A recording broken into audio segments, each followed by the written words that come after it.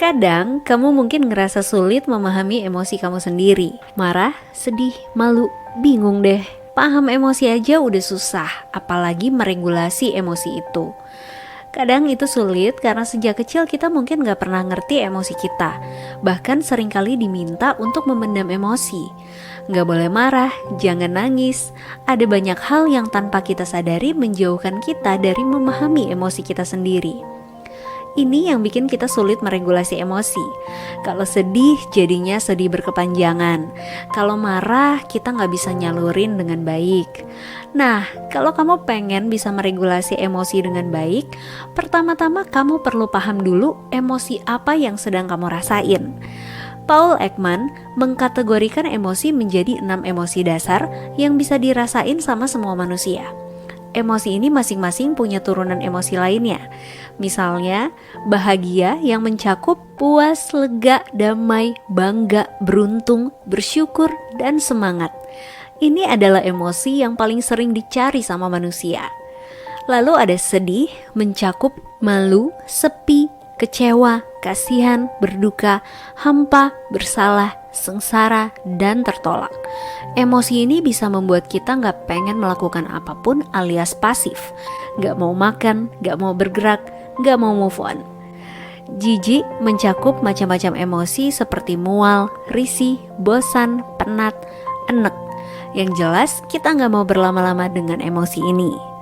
Kemudian marah mencakup terganggu, tersinggung, iri, cemburu, sebal, benci, murka. Nah, marah itu emosi yang manusiawi banget. Yang gak boleh itu kalau diekspresikan dengan agresif, penuh kekerasan, baik itu fisik ataupun verbal. Takut mencakup cemas, gugup, ragu, gak berdaya, ngeri, waspada. Emosi ini berguna biar kita bisa melindungi diri dari bahaya. Yang terakhir terkejut, mencakup kaget, bingung, tertipu, heran, terkesima, takjub, terpesona. Sekalipun terjadi dalam waktu singkat, emosi ini bisa bikin suatu kejadian nempel banget di memori kita. Nah, dengan memberi nama pada emosi kita setiap kali itu terjadi, emosi itu akan lebih mudah untuk dilepaskan atau diregulasi. Misalnya, saat sedih kita bisa memvalidasi diri sendiri dengan bilang, "Ya sih, aku emang sedih karena kejadian itu. Emang itu berat banget buat aku. Aku tahu aku bakal bisa ngatasin itu pelan-pelan." Setelah memvalidasi diri, kamu bisa merasa kesedihan itu perlahan dilepaskan dan kamu merasa lebih lega. Nah, kemampuan kita untuk memahami dan meregulasi emosi dengan baik ini akan membuat kita lebih bahagia dan membantu kita memiliki hubungan yang sehat dengan orang lain. Sekian Sobat Jiwa, sampai ketemu lagi di konten-konten selanjutnya. Seperti biasa, setiap video cerita jiwa bertujuan untuk mengedukasi, bukan untuk diagnosa. Jika Sobat Jiwa merasakan kondisi mental yang cukup berat yang tidak dapat Sobat Jiwa atasi sendiri, dianjurkan untuk menghubungi psikolog terdekat.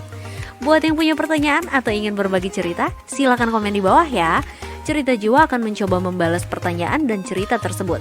Atau mungkin akan membuat video-video selanjutnya berdasarkan pertanyaan dan cerita dari Sobat Jiwa. Jangan lupa like, subscribe, dan share sebanyak-banyaknya. Cerita Jiwa, karena jiwamu begitu berharga.